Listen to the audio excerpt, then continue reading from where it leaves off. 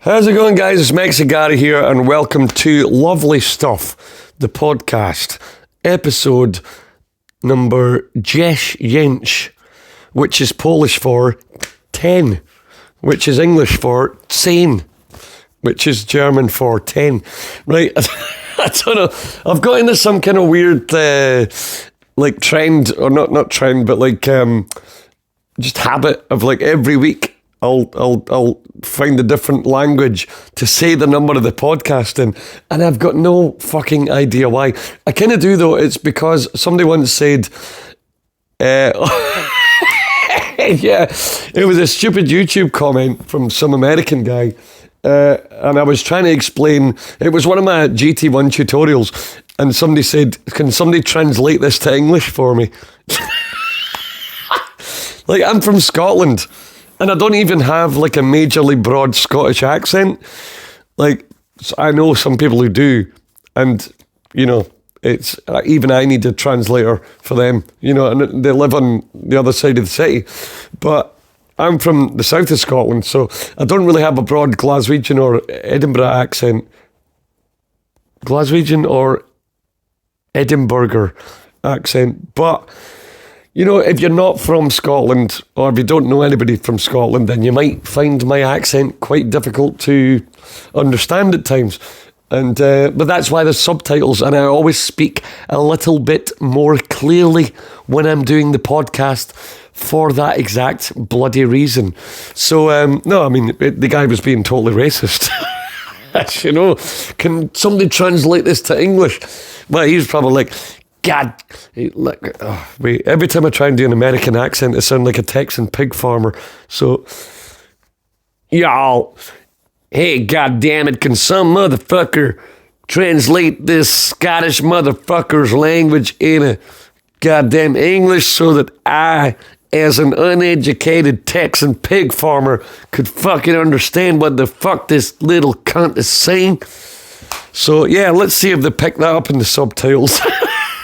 Sorry. That was just a terrible impression of a terrible person.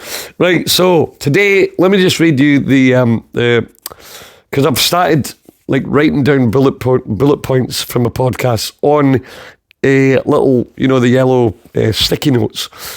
Not the sticky notes that you have on your computer, literally writing them down with a pencil with the eraser on the end on the yellow sticky note pads that you can they've got glue on the back of them. You can put them on the fridge to remind yourself that, you're still valid as a human. Don't kill yourself today. Or you might just want to remind yourself to take the bins out, just anything. Right? So today's bullet points that I've written down are, remember to say 10 in Polish. So Big Red, we're going to talk about I brought my Big Red Strat. It's no bigger than any other Strat, but it sounds bigger, and it just is a bigger personality in my hands because it's the first proper Strat that I ever owned. So it's been with me since 2006, and it's been all over the world, all over the Western world with me. I've yet to visit anywhere further east than... it's funny. The furthest east I've ever been, I was playing guitar for a corporate event for a company from Yorkshire in England, but they were opening offices in Geneva, in Switzerland, and it was like an office furniture convention. So my first ever paid European gig was basically a convention in Geneva. So when people ask me, what's the first gig you did outside of the country? And I would say the Geneva Convention. That's not even funny, but it's funny to me because I like a bit of wordplay, and it doesn't even make sense because the Geneva Convention was probably before I was even born. Right, so the second one I want to talk about today is the GT1. Yes, GT1, the Boss GT1 is making an appearance in today's podcast, and we're going to talk about its noise suppressor capabilities, which, excuse me, I just burped, saved my fucking arse on Friday night Was it Friday? No, it was Thursday. Thursday night last week, we played a place called Sloan's in the city centre of Glasgow, which is renowned among wedding bands as probably the worst loading. It's between that and Grand Central Station. But Grand Central Station has a lift, whereas Sloan's, you're going up 2 flights of stairs with your entire PA, drum kit, backlight, everything. 2 flights of stairs. And not only that, you've got to park on the street outside the busy Argyle Street where there's junkies and morons and pissheads going about. And you've got to park almost at a zebra crossing and then take the gear in through an alleyway, then in through a pub. Like the downstairs bit in Sloan's is a bar. It's open to the public. So you have to go through that into like a foyer where the staircase is. And bear in mind, it's the only staircase in the whole building. So the wedding guests are going up and down that all night, going out for a cigarette and blah, blah, blah. So you're trying to get your fucking bass bins up and down them stairs and all the rest of the kit, bass drum and all that, while steaming people are going up and steaming people are coming down, and you're trying to do your fucking job. And it's not even, well, it's, as staircases go, it's fine. it's wide enough and the steps are, fine. But it's just that there's like, even though it's 2 floors, it's split into like 5 separate staircases. So it's, honestly, by the time you get into the room, you're kind of knackered. You're ready for a spa. Not a spa. So by the time you get started, you're already in a bad mood. You're all sweating. But you know what? Almost every time we play there, it's a great gig. And Thursday night was no different to that. So can't really complain. But anyway, what was I talking about there? Big Red. Oh yeah, I was talking about GT1 noise suppressor because at Sloan's, it's a really old building. They've got really old wiring, and the 2 points here tie in because Big Red's one of my oldest guitars. It's got the most genuine sounding single coil pickups. It's a Strat. It's a 2006 Highway 1 Strat. And my friend Ian, well, my guitar tech, well, he's not my tech, but he's the guy that I take my guitar to, and he knows all my gear inside out. But he put a set of his own pickups into this guitar, which are absolutely wonderful, but they are the truest single coil pickups you could imagine. They're slightly overwound, they're a bit Texas specially, but they are custom to what I would, so the bridge is slightly more overwound than Texas specials would be. But anyway, what happened was, because they're single coils, and the venue has got old wiring, and there's all these fairy lights going on around us. There's like reams of fairy lights all around the stage, and on the ceiling. And honestly, man, like I plugged my guitar in, and I could hear through my pickups and amp what the DJ in the next pub was playing. It was like he was playing like Chop Suey or something like that. And it's like, shit, this would not happen with humbuckers. But as luck would bloody have it, or wouldn't have it, the only other guitar I brought with me was my White Trash, which we talked about before, the Telecaster with the P90s, which are also single coils. A lot of people don't realise this, but P90s are single coils. They're just really overwound single coils. That's why and mine are humbucker sized as well. So really overwound P90s mixed with, some kind of electrical interference through the electrical loop and the mains. It just wasn't working. So anyway, I'm going to talk about that in a bit depth later on. Something else I want to talk about today is recording in the house, because I'm always scared to. I've got some really beautiful amps. I really do. I don't mind telling you, right? But the problem comes when you're using real amps in the house to record, is that you can't get them up to gig level, or you know what it sounds like at gig level when the output tubes are really cooking and you get the speaker wobbling and it's just throwing that sound out, and you just can't do anything wrong because it's just clanging, or it's beef, or it's, what's the word that they use, sag. you know, the sag that these the big cabs have, and it's almost impossible to get that at lower levels. So what I've been doing recently is just messing about with mic positioning. I'll get the amps up to a level where, obviously I'm doing this during the day where most of the time my neighbours are away, but you can still overdo it, you know, even on your own. You know, I'll put them in a different room sometimes, put like you know, pillows and blankets round about it just to dampen the sound. But even at that, it's like the bass, you can't get rid of the bass. So I've tried to just figure out like ways and trial and error with mics and mic placement, trying to get the most out of a low volume amp in the house. And I think I've done it pretty well. It still sounds pretty boxy. I mean, let me just tell you that the two amps that I'm working with at the moment are a Fender Blues Junior, a Tweed Blues Junior sized amp with a 5E3 chassis, right? So the box is a Blues Junior Tweed, but the actual amp itself is a 5E3.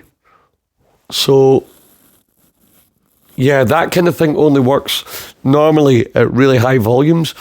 But again, like I said, I've just been kind of trying to figure out where to put the mic on the amp. And I've figured out, like, weirdly, for the 5E3, I'm just going to call it the Tweed from now on, right? So for the Tweed, I put the mic straight on, and then I'll move it maybe 2 inches to the right or left, whatever.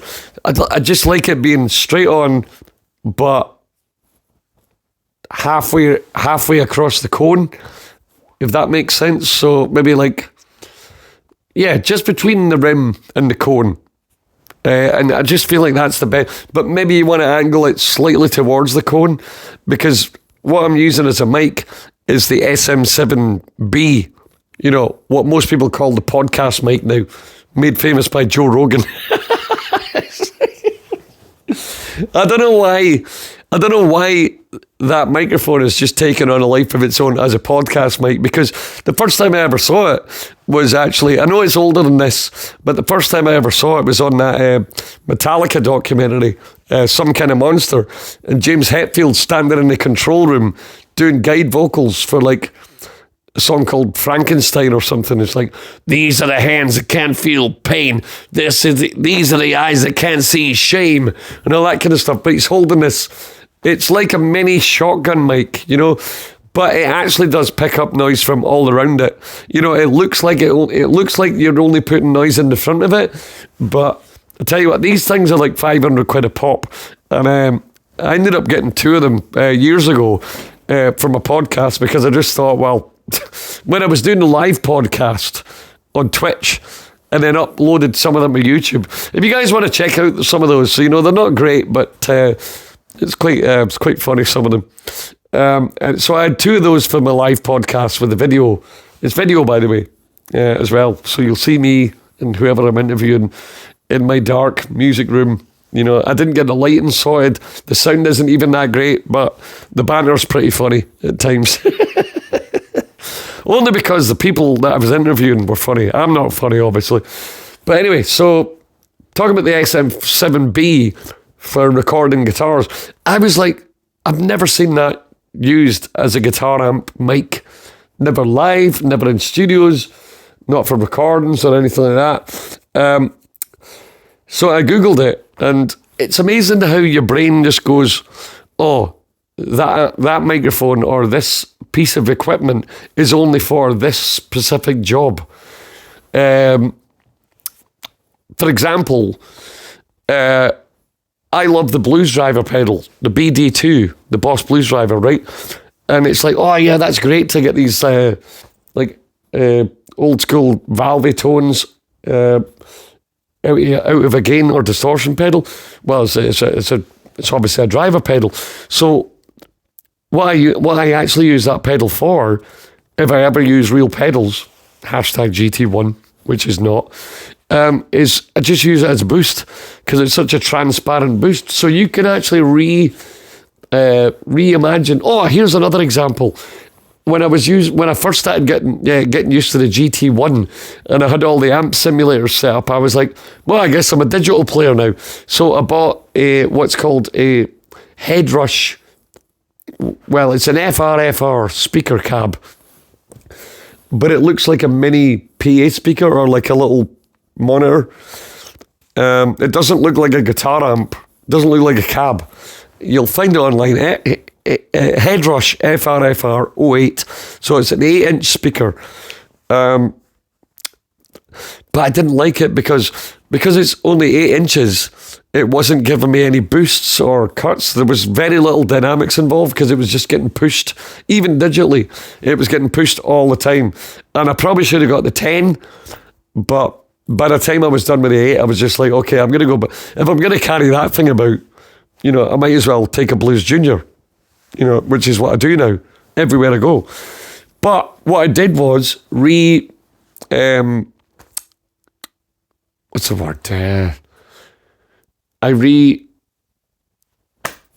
Jesus Christ, hold on. I repurposed it as a vocal monitor because it's FRFR and it's 8 inches. So the only thing that's going through it is my vocals and Dean's vocals a little bit. So when you're only using it for one thing, it's fine. Well, obviously I was using it just as a guitar, but it wasn't big enough, and it makes me question whether I could even use an 8 or 10 inch guitar speaker in a real amp. I just think that if you're only going to have one speaker, it better be a 12 inch, especially because I'm in a 3-piece band. It's got to fill the sound out, And honestly, man, the Blues Junior, I've got an FSR Blues Junior 3, the red sparkle one. You might have seen it in my pictures or you might have seen it in videos and that. It surprises me every day how fucking loud that thing is, especially since I put the vintage 30 speaker in it. And me and my pal Doug Jagger from the band Face of Silence and Slam Dunk, that's his covers band, we talk extensively about how the vintage 30, the Celestion vintage 30, is just nothing can touch it when it comes to versatility. Like, it does blues, it does rock, it can do jazz. Not that I can play jazz. It does country, it does soul, it does funk. It can do it does, even in the Blues Junior, if I put the Rat in front of it with any kind of humbucker, I can play Limp Bizkit through the Blues Junior and it's still too loud for some stages. The sound guy will be like, Jesus Christ, man, turn that down. And I'm like, does it sound like shit? And he's like, no, it sounds fucking amazing. It's just too loud. I'm like, it's one 12-inch speaker. But there might be something to said for the Blues Junior chassis, the box. So I don't know. But my recommendation for you would be get a second-hand Blues Junior of any kind. It doesn't even need to be an FSR. I think the only reason it was an FSR was because of the limited edition finish. By the way, FSR stands for Fender Special Run, if I remember rightly. So get yourself a standard Blues Junior, get the black one or the tweed one. I would recommend the black one. And that's the black Tolex one because, or just a Tolex one of any kind, because the tweed has a very different sound. I think it's got a different motherboard in it, a different kind of, not motherboard, but it's just got a different tonal character. Maybe something to do with the wood. I'm not sure it's anything to do with the actual cloth that's on the outside of it. It's like one time when somebody said to me, do you think the colour of the guitar affects the tone?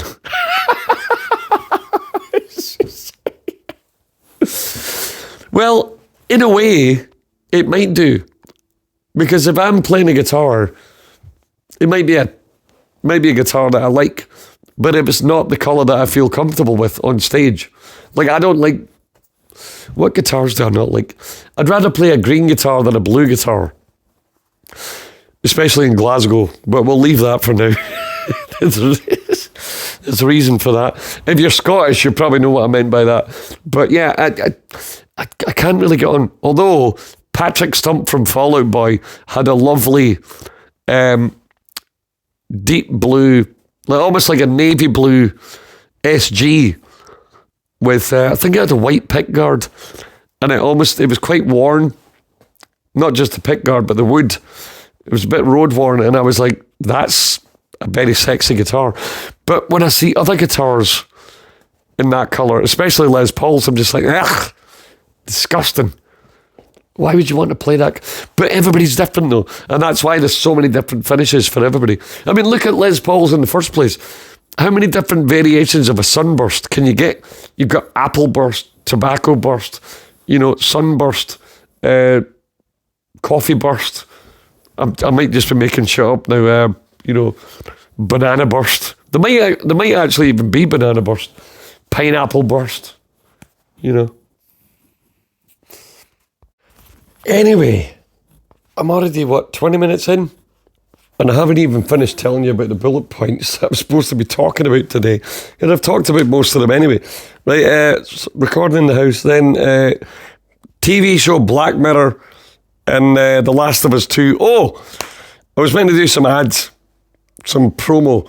Right, so this week, if you're listening on the day this comes out, which would be the Tuesday the 22nd of April, you've still got a chance to come and see us live this week, as you do every week. But this week's gigs are Box on Wednesday from 11 till 2, Howling Wolf in Glasgow. These are all in Glasgow, by the way.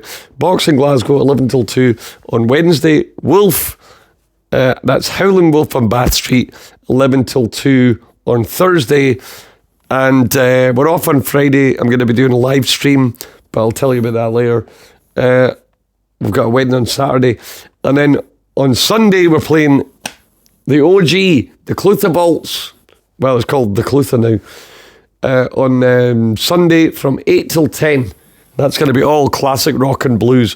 So Box on Wednesday, doing pop, punk, new metal, indie, some original stuff.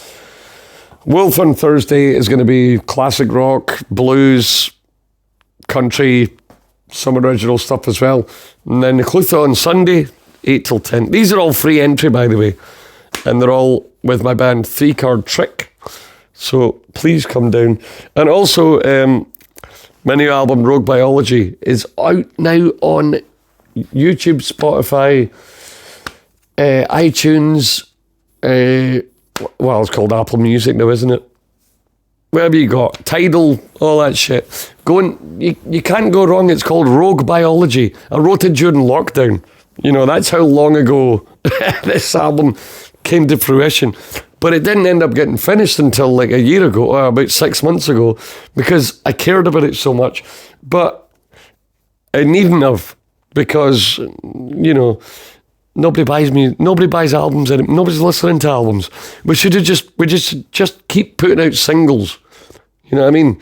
What I might do is I'll just put singles on Spotify, and if you like that, you go to the YouTube page, this YouTube page, and you can find, demos and, non-single tracks, which used to be called album tracks back in the day. Anyway, should we go back to the start and talk about what I was on about?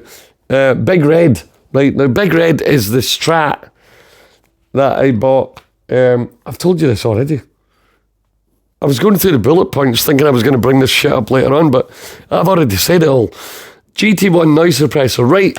Yeah, let me talk about the GT1 noise suppressor, right? So what I had to do with it, and I never really cared about noise suppressors before because I kind of liked a little bit of buzz. It makes it feel live, and it gives you something to do. Sometimes when you're playing and you're bored, it's like, oh, I've got a bit of buzz there. I get to play with a tone controller, a volume controller. Maybe I need to play this solo with less gain than I normally would because of something that's fucked up with the venue's wiring. But this one was unavoidable, honestly. Like I said, Sloan's, Glasgow, great venue once you get in. Just a lovely room, and it's a beautiful building. But yeah, had a lot of problem with the noise. So I had to go into the GT1, and the way you do it, if you don't know this already, you go into memory edit, and that'll come up with your pedal board chain. And I don't even have the GT1 in front of me right now, so if I get any of this wrong, just send me a message in the comments below and I'll correct it for you. But what you do is you click memory edit on your patch that needs noise reduction.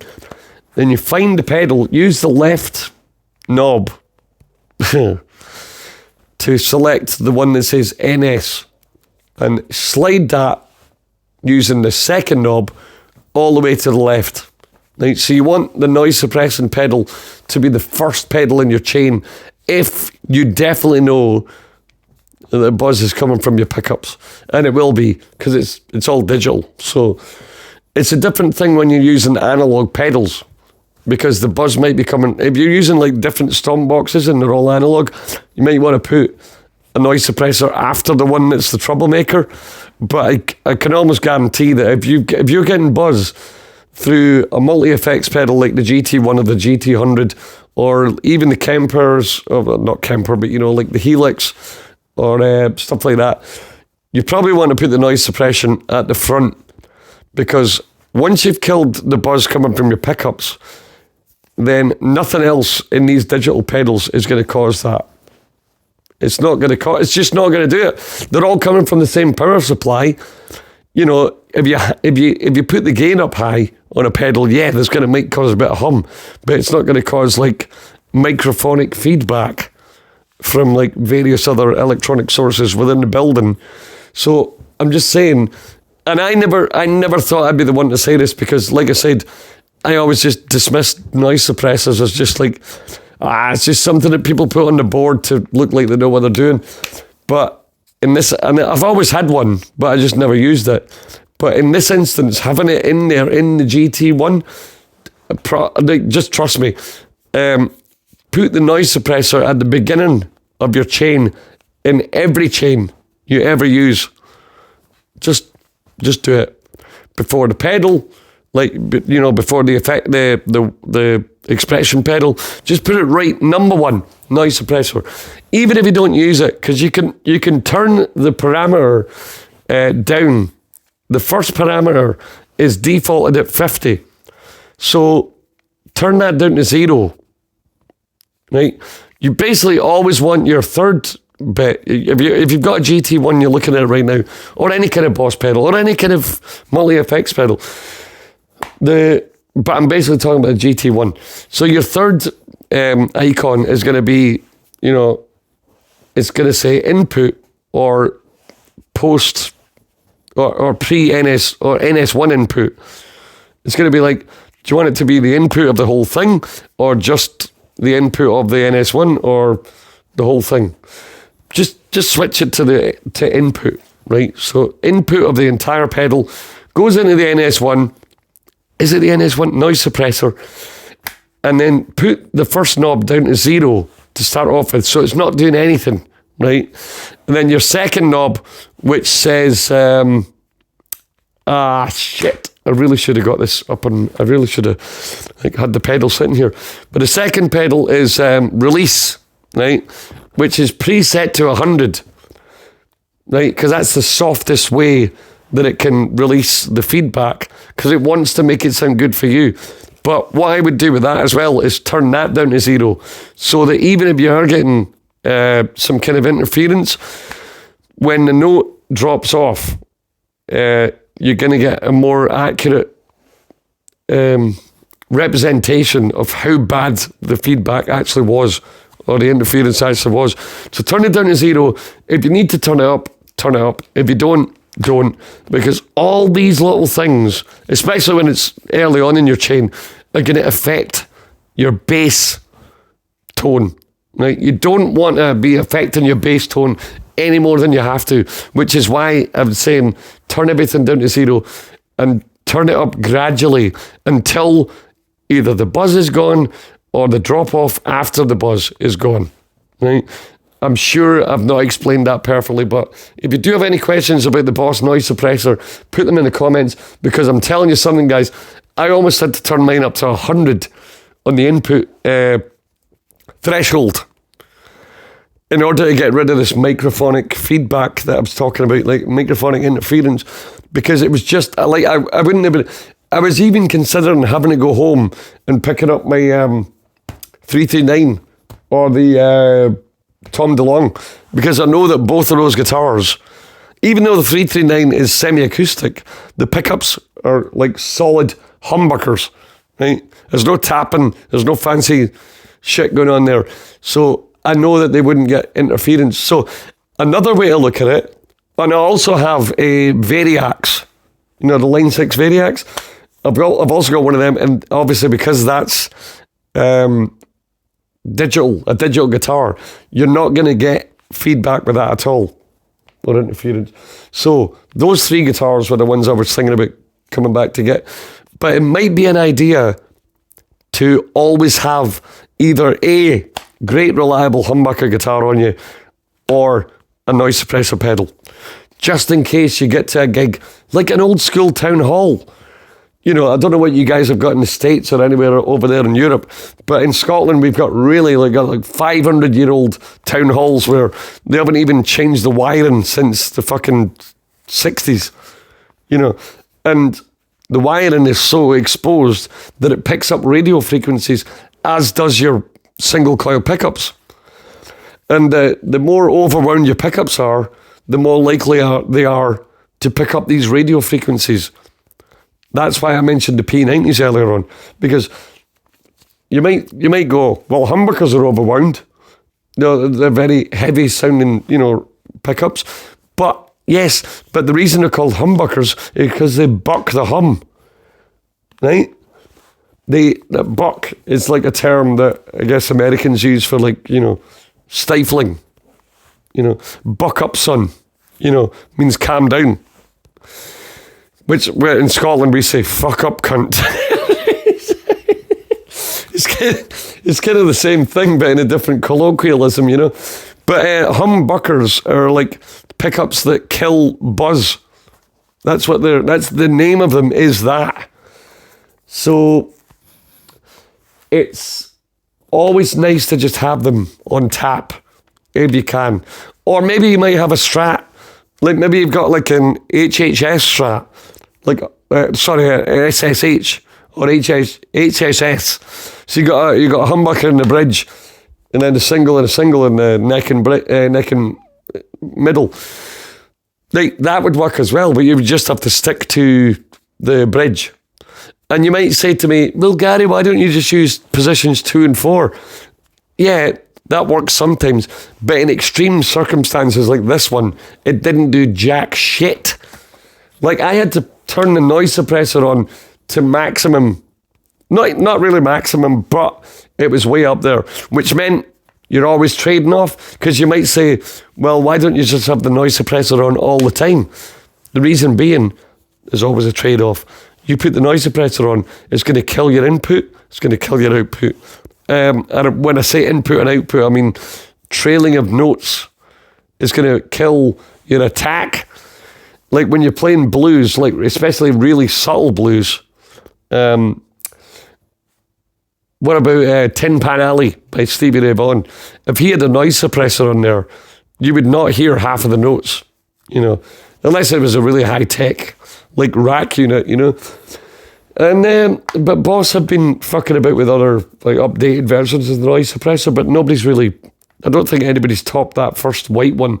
I think it's called the NS1. And then the NS2 or 3 that I saw on Anderton's, or that pedal show, and it wasn't that great. It's got like a LED VU meter on it that shows how much it's suppressing, but audibly it wasn't really doing that much different. So I don't know. That's my 2 cents on noise suppressors, guys. Can't really say anything more. They're quite a boring pedal to have in your rig, but it's one of them things where you don't know you need it until you need it. And then it's a really important thing to have, especially if you're militantly single coil.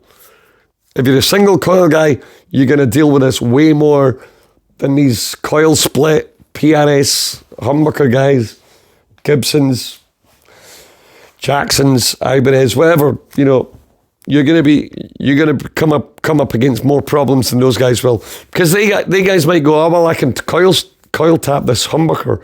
Yeah, That's coil tapping it. They're going to come into those issues.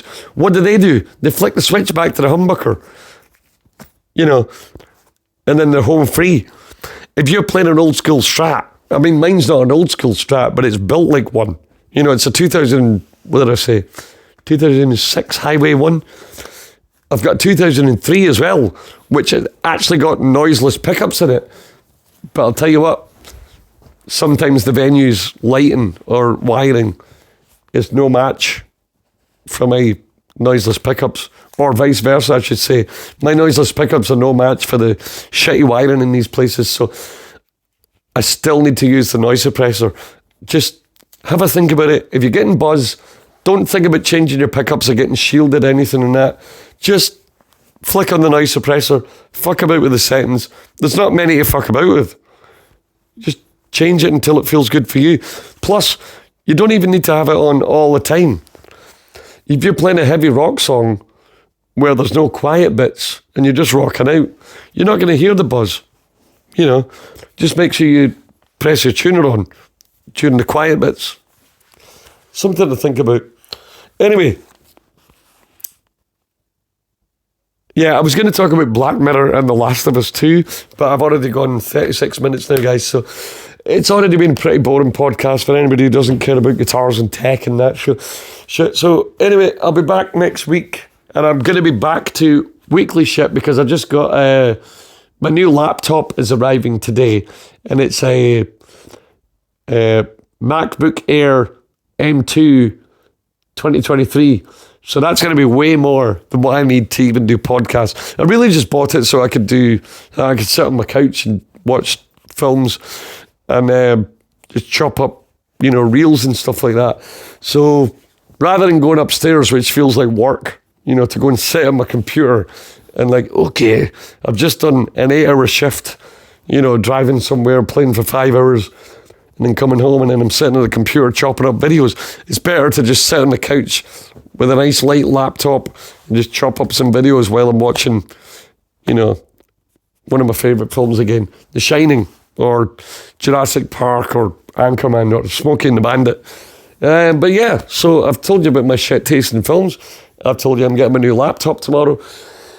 I will do a video demo of some stuff soon. I might even do a video demo of the noise suppressor, but it'd be difficult to emulate the situation I was in the other night because, you know, you would need to have that external buzz. Although what I could do is put it through a distortion pedal up full. I could put it through the rat so there's buzz anyway, and then show you what the noise suppressor does. Something to think about. Guys, it's been a pleasure to talk to you again. Don't forget to like and subscribe. And if you are in the Glasgow or Scotland area, do come and see us play. We're at Box on Wednesday, Wolf on Thursday, Clutha on Sunday. And yeah, MexiGary out. Thanks for checking out the podcast. Lovely stuff. Episode 10. Bye now.